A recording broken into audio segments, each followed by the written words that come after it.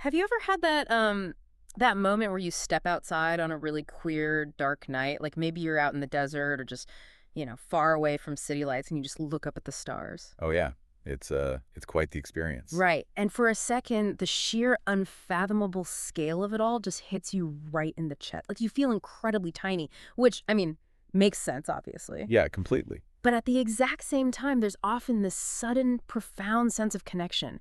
You realize you aren't just standing on Earth looking out at a distant universe. Hmm. You are, like, actively a part of it. You're embedded in it. It is a really profound cognitive shift. I mean, the human brain spends most of its time hyper-focused on immediate local problems, right? Oh, for sure. Yeah. We worry about, traffic or a deadline at work or paying the electric bill. And then just by changing your visual horizon, you suddenly process this reality that you are a physical object floating in an infinite expanse. Yeah, that massive shift in perspective, taking the local and expanding it to the universal, that is basically the beating heart of what we are exploring in today's deep It dive. really is. So we are looking at a fascinating, highly ambitious text in our stack today, and it's titled 32nd DP, Expanded Humanism.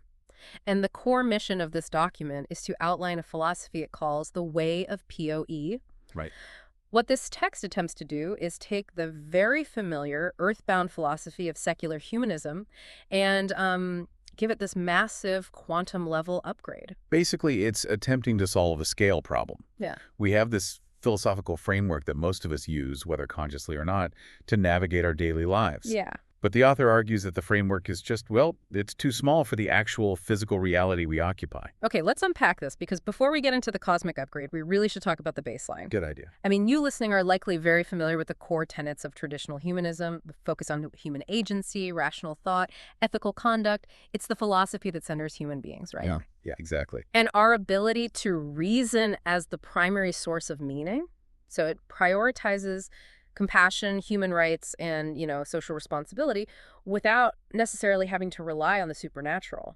And, the text actually celebrates that foundation. It views traditional humanism as this major evolutionary leap in human thought. Right. It's a big deal. Yeah, it's successfully shifted our focus to solving problems collaboratively, like using science and reason to alleviate suffering and promote human dignity.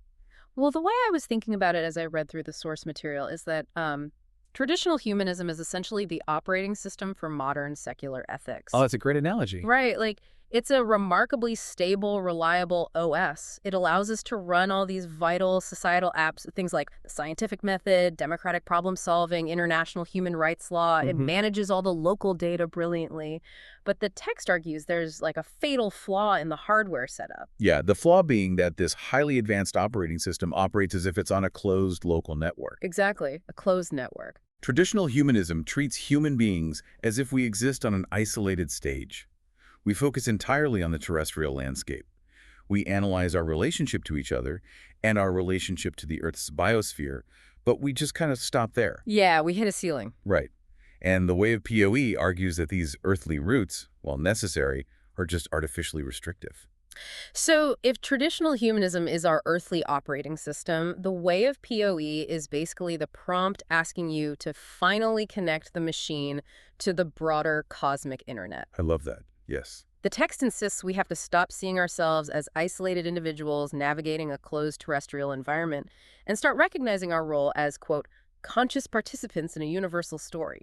Which is such a powerful phrase. It is, and this is where the language gets very specific. The source says we are influenced by the stars, shaped by the forces of nature, and connected to the very fabric of space-time. And that specific phrasing is really the bridge from the philosophical to the physical. Okay, but I have to jump in here on behalf of anyone listening right now who just raised a massive skeptical eyebrow.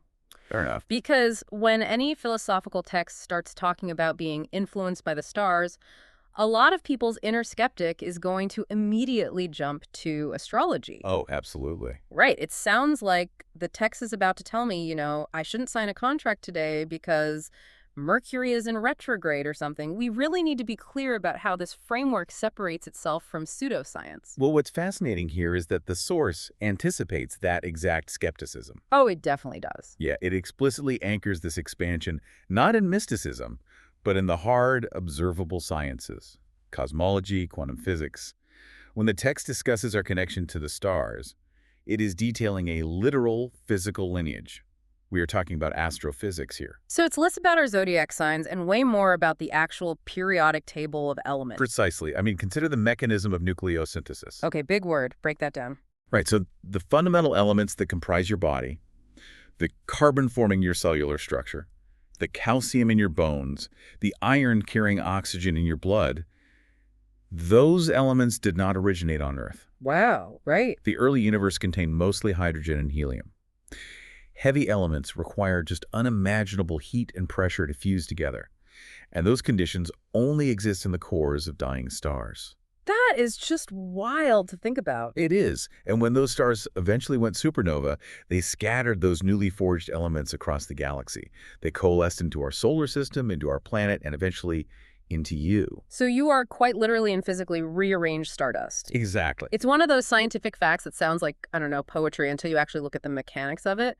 We are physically embedded in this system. We are. We are constantly interacting with the macro forces of the universe.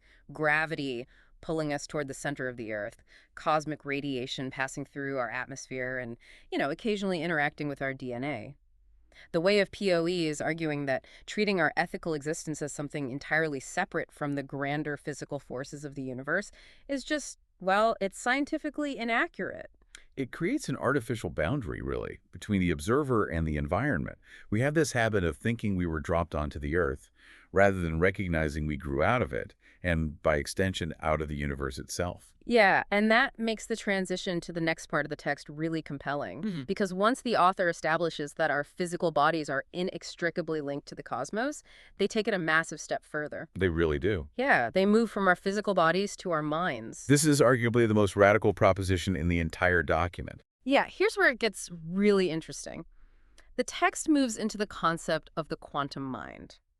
It argues that our consciousness is fundamentally linked to the quantum realm, intentionally blurring the boundaries between the observer and the observed. Right. Now, to make this argument, the text aggressively attacks a concept it calls materialist reductionism. Yeah, and materialist reductionism has been the dominant paradigm in science for a couple of centuries now. Yeah. It was basically the method of understanding complex systems by breaking them down into their smallest, most basic physical components. I try to picture reductionism like this. Imagine you are sitting in an acoustic concert hall listening to this magnificent, emotionally devastating symphony. Okay, painting a picture. Right, it's bringing tears to your eyes, it's making your heart race, and the person sitting next to you leans over and says, well, it's just horsehair scraping across metal strings, vibrating air molecules, that's all it is. Wow. Talk about ruining the mood. Exactly. It reduces the phenomenon to its mechanics and completely ignores the emergent reality of the music itself. And while reductionism is incredibly useful for, say, reverse engineering a car engine or understanding cellular biology, the author of this text argues it fails spectacularly when applied to human consciousness. Right. It just doesn't work for the mind. Exactly. The reductionist view claims that consciousness is just a fortunate accident. Biological machinery, neurons firing in a complex network, humming along and creating the persistent illusion of a self. And the text entirely rejects that idea. It rejects that consciousness is merely an emergent property of biology. Instead, it plants a flag and claims consciousness is a fundamental aspect of reality. Which is huge, because if we connect this to the bigger picture, labeling something as fundamental changes everything about how we interact with it. How so? Like, what do you mean? Well, in physics, fundamental forces are the baseline rules of the game. Gravity is fundamental. Electromagnetism is fundamental. They aren't made of smaller, different things. They are the basic ingredients that make up the universe. So they are baked into the cake from the very beginning. Yes, exactly. The proposition here, which taps into some of the most fiercely debated interpretations of quantum mechanics, by the way, is that awareness itself is a basic ingredient of the cosmos. Wow. The universe isn't just a cold, deterministic void where biological accidents occasionally wake up, look around for a few decades, and then disappear. The universe itself has consciousness woven into its structural fabric. Which brings us back to why the text emphasizes quantum physics specifically, rather than just classical physics. Because in classical Newtonian physics, the universe is a giant clockwork machine. Right. You can sit back and watch it happen like a movie on a screen without interfering at all. But quantum mechanics kind of destroyed that idea, right? It completely dismantled it. The double slit experiment is the classic demonstration of this. Oh, right, the double slit. Can you remind us how that works? Sure. So when physicists fire individual particles, like electrons, through a barrier with two slits, the electrons behave like a wave, creating this interference pattern on the wall behind the slits. They exist in a state of probability, passing through both slits simultaneously. Okay. But the mechanism changes the moment we try to watch it happen, doesn't it? That is the crazy part, yes. The very second scientists place a detector at the slits to observe which specific slit the electron goes through, the wave function collapses. Just by looking at it. Literally, just by measuring it. The electron stops acting like a wave of probabilities and acts like a solid particle, going through only one slit. The act of observation, the introduction of a conscious measurement, literally changes the physical behavior of the particle. That is mind-blowing. It means the observer cannot be separated from the system they are observing. And the text uses this mechanical reality of the quantum world to make a massive philosophical leap. It suggests that by simply observing, by simply being conscious, we are structurally interacting with reality. We are shaping it. The Way of POE takes that quantum reality and scales it up, giving human consciousness a literal weight in the cosmos. You aren't just a passive witness to the universe. Your consciousness is a working component of the universe. The implications of that shift are staggering, honestly. It means humanism can't just be about how we treat each other on Earth, because our minds are actively participating in the ongoing creation of reality itself. Okay, I follow the logic, but as a listener, I feel like this is where I hit a wall. Okay, lay it on me. If we accept this premise, if my consciousness is fundamentally woven into the fabric of reality, and my observation collapses wave functions and shapes existence, what am I actually supposed to do with that? Yeah, it's a big now what, right? Exactly, it's overwhelming. Well, the text attempts to bridge that gap by introducing the concept of the cosmic dance. It translates this really heavy abstract quantum philosophy into a practical framework of action. Okay. It posits that reality is driven by a dynamic interplay between two opposing forces, entropy and synergy. Entropy is a familiar concept, especially for anyone who has ever tried to keep their house clean. Oh, definitely. It's the natural thermodynamic tendency of systems to move toward disorder, chaos, and decay. Left to their own devices, things just fall apart. Heat dissipates, coffee gets cold, mountains erode. Yeah, it is the universe's natural pull toward equilibrium and dissolution. Synergy, on the other hand, represents the exact opposite. So building things up. Right. It is cooperation, the building of complexity, order, and harmony. Synergy is the force that pulls atoms together to forge molecules, binds molecules to create complex cells, and organizes cells into conscious thinking beings. I think of entropy and synergy kind of like maintaining a garden. Oh, I like that. Right. Entropy is the weeds, the bugs, the drought. If you do absolutely nothing, if you just passively observe, entropy will naturally take over and reduce the garden to a chaotic, overgrown mess. Yeah, nature takes it back.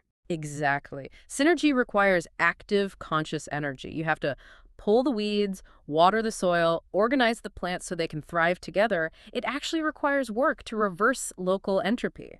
And the Way of POE is basically calling us to act as the gardeners of reality. The gardeners of reality, that's good. It's a call to actively participate in the cosmic dance, using our human agency to promote synergy over entropy.